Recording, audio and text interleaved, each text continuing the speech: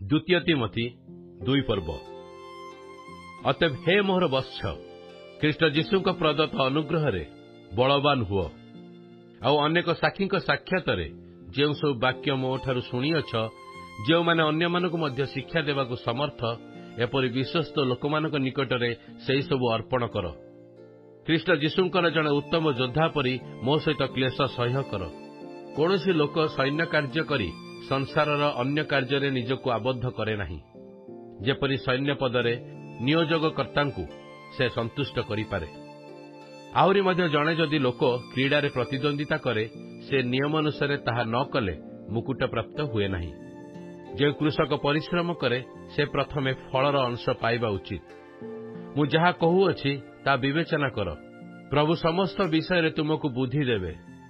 मो द्वारा प्रचारित सुसमाचार अनुसार मृत मानक मध्य उत्थित और दाऊदंक वंशजात जीशुख्रीष्ट को स्मरण कर।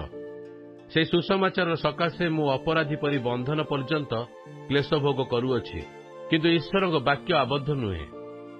अते मनोनीत लोकमानकर मध्य सेपरि अनंत गौरव सहित ख्रीष्ट जीशुंक दत्त परित्राण प्राप्त हुअंती एथिपाई मु सेमानक निमंते समस्त विषय धैर्य धरी सह्य करुअछि।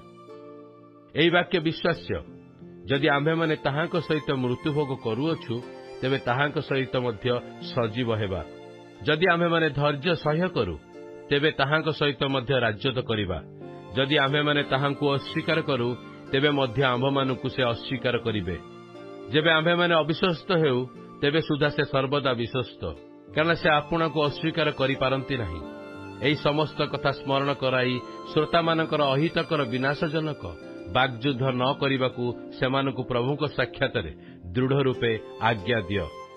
सत्य वाक्य यथार्थ रूपे व्यवहार करी जो कार्यकारी इच्छा बोध करने आवश्यक नुहे, तापर ईश्वर निकट में आपना को परीक्षा सिद्ध देखाइबाकू यत्न कर।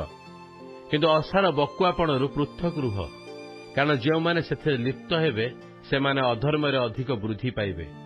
आउ सेमानक कथा पचा घा परी खाईजिव।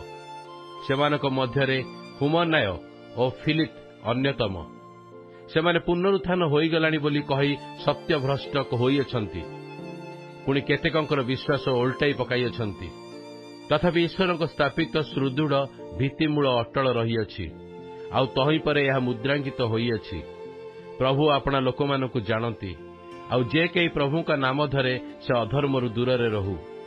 गोटे बड़ घरे जे केवल सुना और रूपार पात्र थाए ता नुहे, मात्र काठ और माटीर पात्र मध्य थाए। केतक समादर और केतक अनादर निमंते थाए। अतएव जदि केही से समस्त ठारू आपना को परिष्कार करे ताहाले से पवित्रीकृत कर्तांक व्यवहार पाई उपयुक्त, पुणी समस्त उत्तम कार्य निमंते प्रस्तुत एपरि एक समादर पात्र हेब। किंतु तुमे जेबे यौवन कालर अभिलाषरू पलायन करी जो माने सूची हृदय प्रभुक निकट में प्रार्थना करती सेमानक सहित धार्मिकता विश्वास प्रेम और शांतिर अनुगामी हुआ। निर्बोध वितंडा बादानुवाद जे विरोध जन्माए यह जानी से सबू अग्राह्य कर। प्रभुक दास विरोध करने उचित नुहे, मात्र समस्त प्रति कोमल शिक्षादान निपुण और सहिष्णु हेबा और विरोधी मानक मृदु भाव शासन करने उचित। ताहाले केजाणी ईश्वर सेमानकु सत्य संबंध रे ज्ञान प्राप्त हेबा पई मन परिवर्तन रूप बर देबे। आउ जो शैतान सेमानकु ताहार इच्छा साधन करिबा निमंते बंदी करिअछि सचेतन होई ताहार फांदरू मुक्त हेबे।